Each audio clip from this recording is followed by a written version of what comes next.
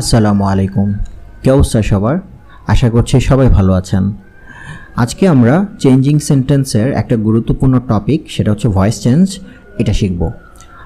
অনেক রুলস আমাদের শিখতে হয়। আমি চেষ্টা করব যতটা শর্টকাটে এবং সহজে শেখানো যায়, এবং কিছু মনে রাখার জন্য টিপস এবং ট্রিক্স শেয়ার করব। আচ্ছা, চলেন শুরু করা যাক।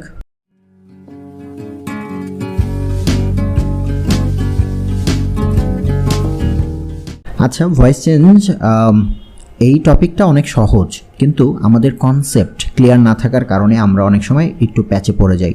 তো আমি একটু সময় নিচ্ছি আপনাদের কাছ থেকে।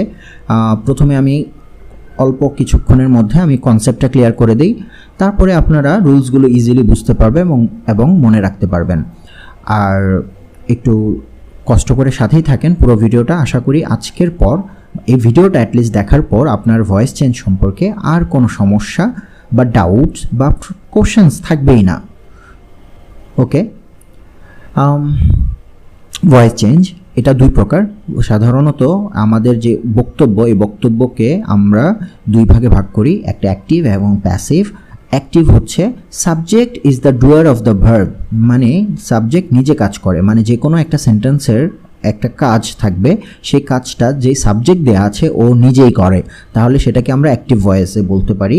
আবার subject is not the doer of the verb, verb যেই সেন্টেন্সে দেওয়া আছে এবং সাবজেক্ট দেওয়া আছে, ওই ভার্বের কাজটা ওই সাবজেক্ট করতে যখন না পারে বা নিজে করে না, তখন সেটাকে আমরা প্যাসিভ বলতে পারি। এক্সাম্পল মাধ্যমে বোঝানোর চেষ্টা করছি একটু।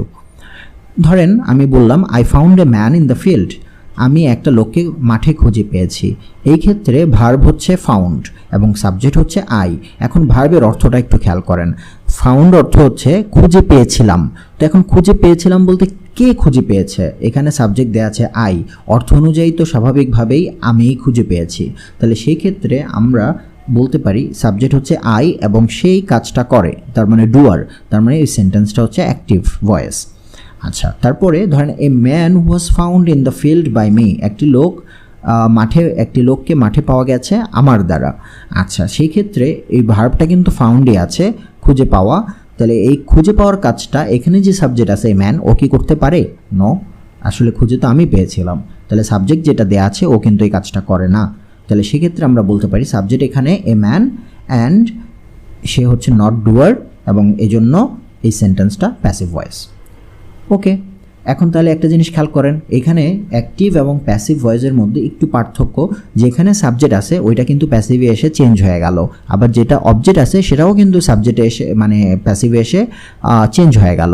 তাহলে অবজেক্ট এবং সাবজেক্ট এগুলো পরিবর্তন হয়। প্লাস ভার্বটার দিকে খেয়াল করেন, এখানে ফাউন্ড, এখানে ওয়াজ ফাউন্ড, ভার্বটাও পরিবর্তন হলো। তাহলে অ্যাক্টিভ এবং প্যাসিভ করার জন্য সাবজেক্ট, অবজেক্ট এবং ভার্ব, এই কয়েকটা জিনিস ইম্পর্টেন্ট, এগুলো পরিবর্তন হয়। তাহলে চলেন এইটা একটু বুঝি। তো ভয়েস চেঞ্জের দুটি পরিবর্তনের মাধ্যমেই করা যায়, অ্যাক্টিভ থেকে প্যাসিভ হোক অথবা প্যাসিভ থেকে অ্যাক্টিভ হোক। প্রথম হচ্ছে সাবজেক্ট অথবা অবজেক্ট পরিবর্তন, মানে সাবজেক্টকে অবজেক্ট বানাতে হবে অথবা অবজেক্টকে সাবজেক্ট বানাতে হবে। এখন আপনি অ্যাক্টিভ থেকে প্যাসিভ করেন অথবা প্যাসিভ থেকে অ্যাক্টিভ করেন, দুইটা একই নিয়ম। আবার ভার্ব পরিবর্তন, মানে অ্যাক্টিভ ভয়েসের ভার্ব থাকলে সেটা প্যাসিভ ভয়েসের ভার্ব করতে হবে, আবার প্যাসিভ ভয়েসের ভার্ব থাকলে অ্যাক্টিভ ভয়েসের ভার্ব করতে হবে। আচ্ছা, আশা করি বুঝতে পেরেছেন। তো এখন একটা জিনিস খেয়াল করেন, অনেকেই একটু সমস্যায় পড়ে সাবজেক্ট, অবজেক্ট এবং বাকি কিছু অংশ যদি থাকে সেগুলো বুঝতে। চলেন এটা একটু দেখি। সাবজেক্ট কি? সাবজেক্ট হচ্ছে যে কাজ করে, একটা সেন্টেন্সের ভার্ব, যে কাজ, ভার্ব মানে তো কাজ, এই কাজটা যে করে সেই হচ্ছে সাবজেক্ট। সাধারণত এটি ভার্বের আগে থাকে। আর অবজেক্ট হচ্ছে ভার্বের পরে থাকে।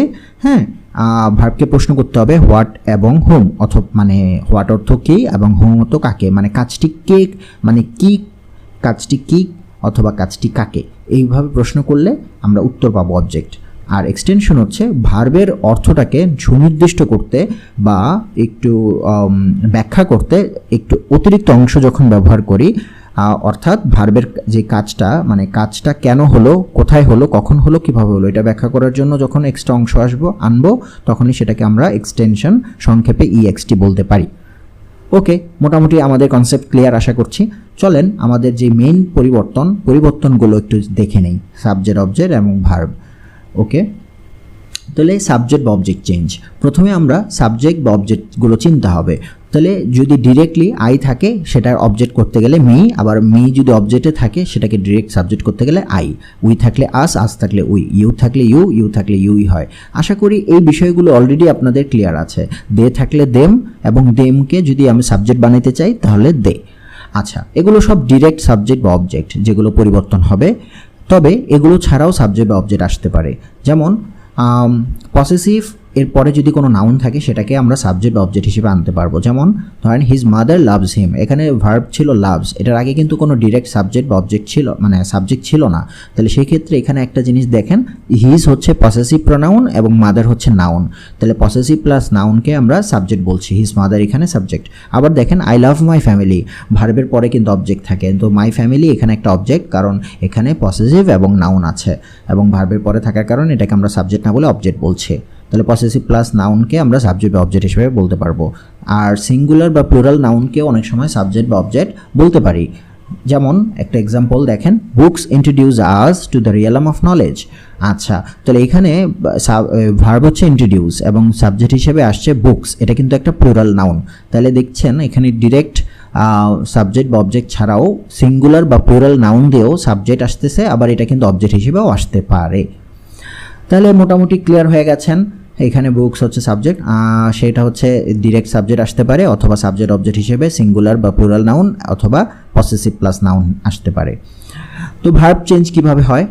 ধরেন প্রথমে আমাকে একটু অক্সিলারি ভার্বটা বুঝতে হবে। অক্সিলারি ভার্বের বি ভার্ব যেটা present form am is are, past form was were. Have verb এটা প্রেজেন্ট ফর্ম হ্যাভ হ্যাজ এবং পাস্ট ফর্ম হচ্ছে হ্যাড। মডেল ভার্বেরও প্রেজেন্ট থাকে, যেমন can, may, shall, will, must, dare, ought, need to, have to, has to, am going to, is going to, are going to. আর past form হচ্ছে could, might, would, should, use to, had to, was going two, were going to. তাহলে আশা করি এগুলো মোটামুটি একটু মুখস্থ রাখবেন।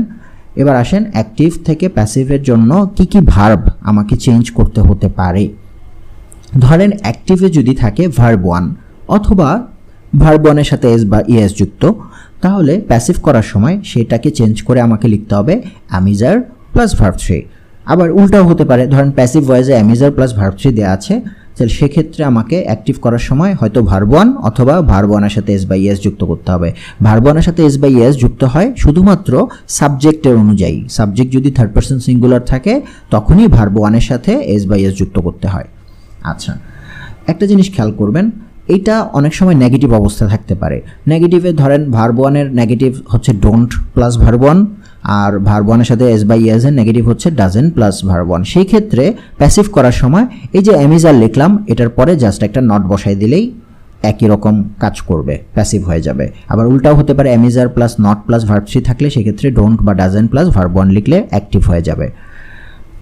অ্যাক্টিভে যদি ভার্ব টু থাকে, প্যাসিভে আমরা লিখব was were plus verb three. আর উল্টাও হতে পারে, was were plus verb three থাকলে সেটা অ্যাক্টিভে ভার্ব টু হিসেবে আসতে পারে। আবার নেগেটিভের ক্ষেত্রে ডিডেন্ট প্লাস ভার্ব ওয়ান থাকলে আমরা প্যাসিভের ক্ষেত্রে এই ওয়াজ ওয়্যারের পর একটা নট যুক্ত করে দেন ভার্ব থ্রি লিখব। আবার উল্টাও হতে পারে, ধরেন প্যাসিভে ওয়াজ ওয়্যার দেন নট তারপরে ভার্ব থ্রি আছে, সেটাকে অ্যাক্টিভ করার সময় verb didn't plus verb one এটা লিখব। আচ্ছা, তাহলে বুঝতে পেরেছেন আশা করি। তারপরে ধরেন কোনো বি ভার্ব দেওয়া আছে, বি ভার্ব কী কী সেটা কিন্তু একটু আগে দেখেছি, একটু যদি না মনে থাকে একটু পেছনে গিয়ে দেখে নেন। প্রেজেন্ট অ্যামিজার এবং পাস্টে ওয়াজ ওয়্যার, এগুলোর পরে সাধারণত ভার্বের সাথে আইএনজি থাকলে সেটাকে অ্যাক্টিভ ভয়েসের ভার্ব বলি আমরা, এবং এটাকে প্যাসিভ করার জন্য এই বি ভার্বটা যা আছে সেটা লিখব এবং সেটার সাথে বিন যুক্ত করে ভার্ব থ্রি লিখব।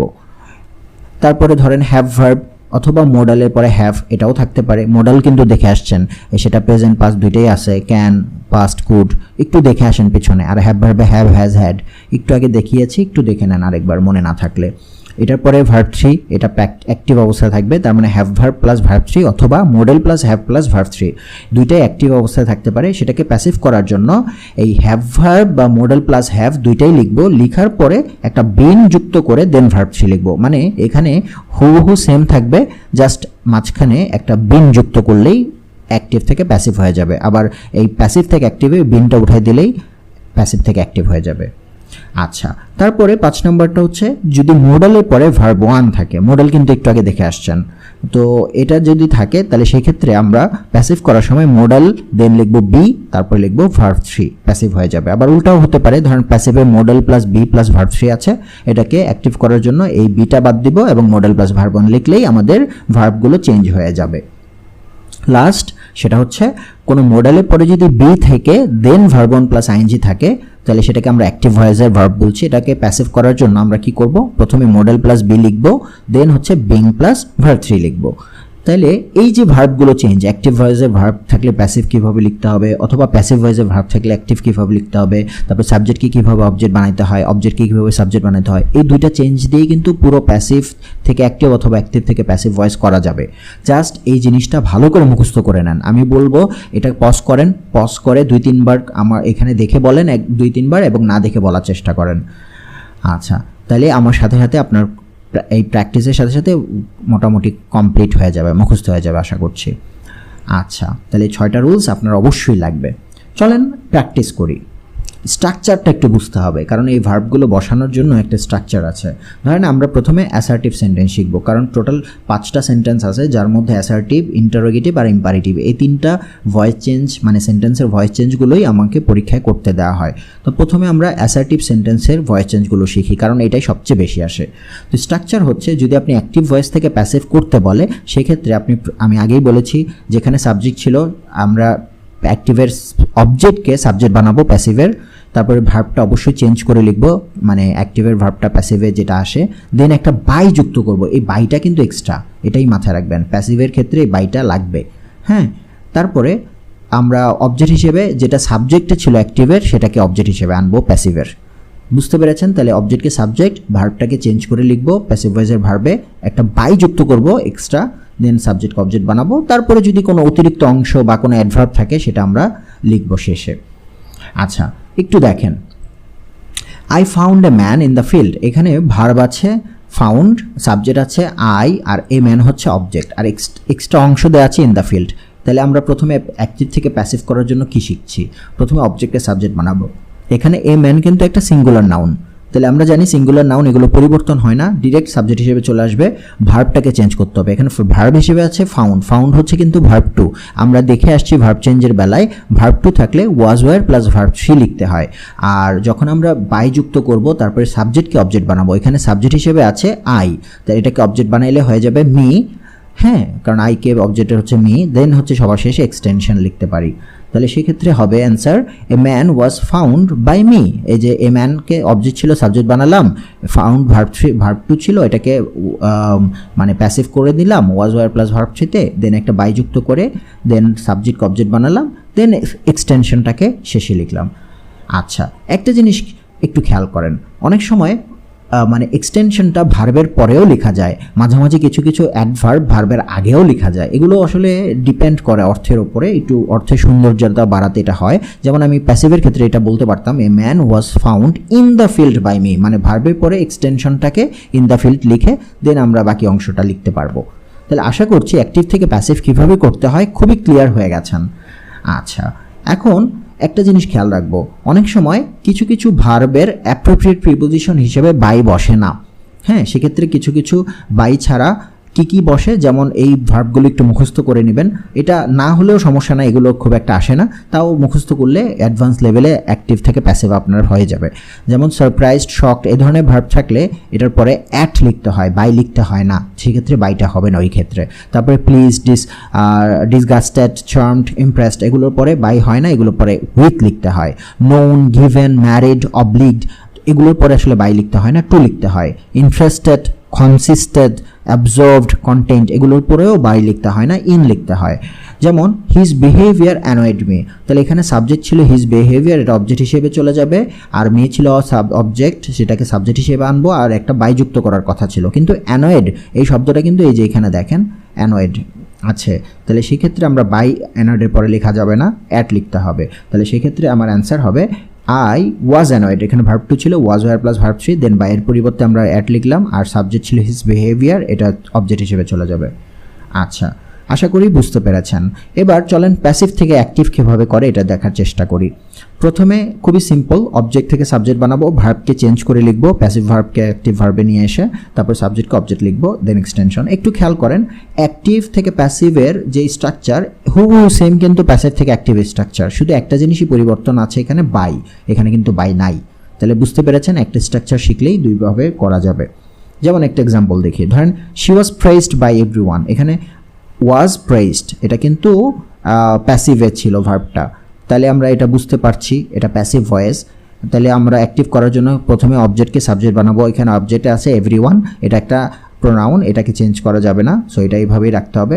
দেন হচ্ছে আমরা এখানে প্যাসিভ ভার্ব আছে ওয়াজ প্রেজড, মানে হচ্ছে ওয়াজ were plus verb three. Active করার জন্য আমরা শিখে আসছি এটার জন্য ভার্ব টু লিখতে হয়, আর এখানে সাবজেক্ট ছিল শি, যেটা অবজেক্ট হিসেবে হার হয়ে যাবে। তাহলে রেজাল্ট হচ্ছে মানে আপনার প্যাসিভ মানে অ্যাক্টিভ ভয়েস হচ্ছে প্যাসিভ থেকে এভরিওয়ান প্রেজড হার, এই ওয়াজ প্লাস ভার্ব থ্রিকে আমরা জাস্ট ভার্ব টু করে দিব।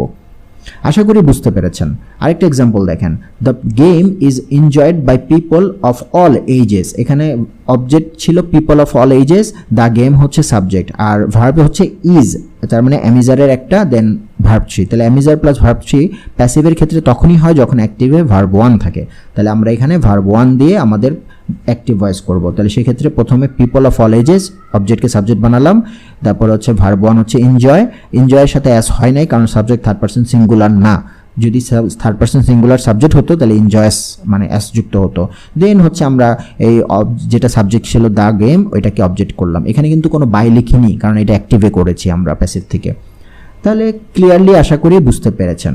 একটা নোট হচ্ছে প্যাসিভ থেকে অ্যাক্টিভ করার সময় আমরা কিন্তু অনেক দেখে আসছি অ্যাক্টিভ মানে হচ্ছে কাজটা সাবজেক্ট নিজে করে, মানে এমন একটা সাবজেক্ট আনতে হবে যে হচ্ছে ডুয়ার নিজেই করে। তো এরকম সাবজেক্ট যদি না থাকে তাহলে অর্থ অনুযায়ী কাজটা করতে পারে এমন একটা সাবজেক্ট আমাদের ধরে নিতে হবে। যেমন আমরা বলতে পারি যেমন people, we, government, worker, farmer, producer, worker, teacher, it, authority, এগুলো অবজেক্ট মানে আমাদের জেনারেলাইজ একটা সাবজেক্ট, এগুলো মানে করতে পারে কাজ, এগুলো হিসেবে আমরা এই ধরনের সাবজেক্ট যদি সাবজেক্ট না খুঁজে পাই তাহলে ধরে নিব। যেমন একটা এক্সাম্পল দেখেন, যেমন flowers are used on different occasion, এখানে দেখেন অ্যামিজার প্লাস ভার্ব থ্রি, তার মানে এটা প্যাসিভে আছে। হ্যাঁ, তাহলে এই ক্ষেত্রে আমরা অ্যাক্টিভ করার জন্য অ্যামিজার প্লাস ভার্ব থ্রিকে আমরা অ্যাক্টিভে ভার্ব ওয়ান হিসেবে লিখি, কিন্তু এখানে ভার্বটা ছিল ইউজড মানে ব্যবহার করা, কিন্তু এই ব্যবহারটা আসলে কে করে, ব্যবহার কি হয়, ফ্লাওয়ার্স মানে ফুল, এটা করে কে ব্যবহার করে, এটা কিন্তু আমাদের এখানে সাবজেক্ট অবজেক্ট কিছুই নাই, মানে এই কাজটা কে করে এরকম নাই।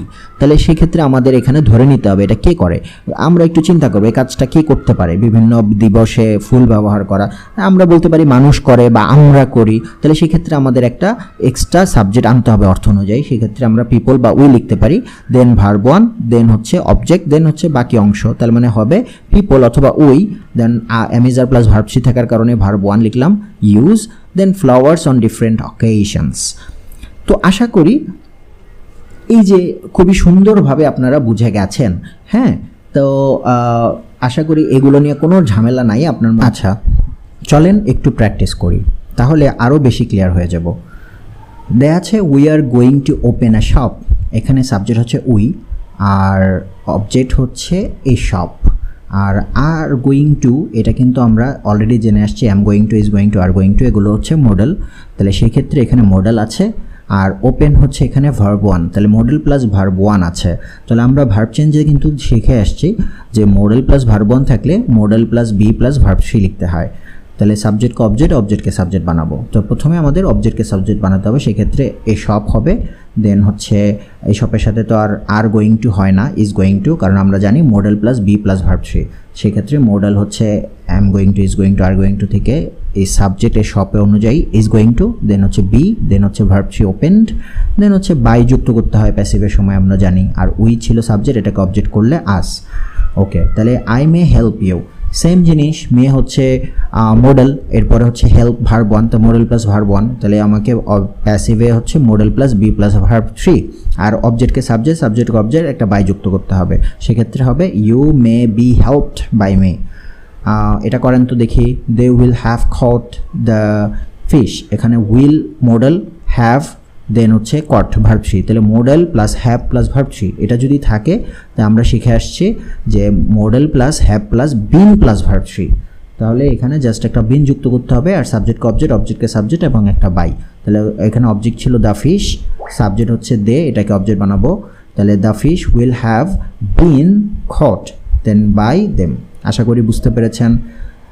I will be eating rice, এখানে আমরা দেখছি ভার্ব আছে, উইল হচ্ছে মডেল, দেন একটা বি, দেন হচ্ছে ভার্বের সাথে আইএনজি। তাহলে modal plus be plus verb one plus ING, এটা থাকলে আমরা জানি মডেল প্লাস তারপরে হচ্ছে বি লিখতে হবে, then being plus verb three লিখতে হবে। সেই ক্ষেত্রে হবে rice will being eaten by me. আরেকটা করেন, আই ওয়াজ ইটিং রাইস, এখানে অ্যামিজার ওয়াজ ওয়ার প্লাস মানে বি ভার্ব আছে, বি ভার্বের সাথে পরে হচ্ছে ভার্ব ওয়ান প্লাস আইএনজি আছে। তাহলে আমরা দেখে আসছি বি ভার্বের পরে যদি ভার্বের সাথে আইএনজি থাকে তাহলে সেক্ষেত্রে বিং প্লাস ভার্ব থ্রি, মানে be verb being plus verb three, আর সাবজেক্ট অবজেক্ট বানাবো। তাহলে rice was being eaten by me. Active হচ্ছে আই হ্যাড ইটেন রাইস, আমরা হ্যাভ, হ্যাজ, হ্যাড এগুলো মানে হ্যাভ ভার্বের পরে ভার্ব থ্রি থাকলে আমরা বিন যুক্ত করি। তাহলে rice had been eaten by me. Then I play football, just verb one আছে, তো ভার্ব ওয়ান থাকলে আমরা জানি অ্যামিজার প্লাস ভার্ব থ্রি। তাহলে football is played by me. I am playing football, be verb আছে অ্যাম, অ্যান্ড হচ্ছে ভার্বের সাথে আইএনজি, তাহলে বিং প্লাস ভার্ব থ্রি হবে বি ভার্বের পরে। তাহলে ফুটবল এটা চলে আসবে সাবজেক্ট হিসেবে, তাহলে ফুটবল এটার সাথে ইজ হয়, অ্যাম হয় না, তাহলে is being played by me. Then last I have played football, তাহলে হ্যাভ প্লাস ভার্ব থ্রি, তাহলে আমরা জানি জাস্ট বিন যুক্ত করতে হবে। তাহলে ফুটবল, এখন ফুটবলের সাথে কিন্তু হ্যাভ হয় না, কি হবে হ্যাজ। তাহলে football has been played by me.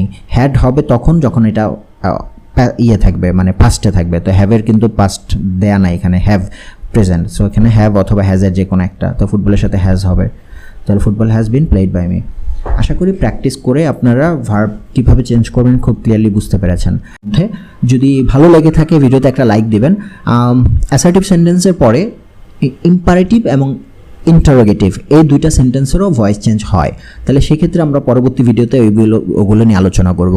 ততক্ষণ সাথে থাকেন, একটু শেয়ার করতে পারেন ভিডিওটা যদি ভালো লাগে, আপনার ফ্রেন্ডদের হেল্পফুল হবে।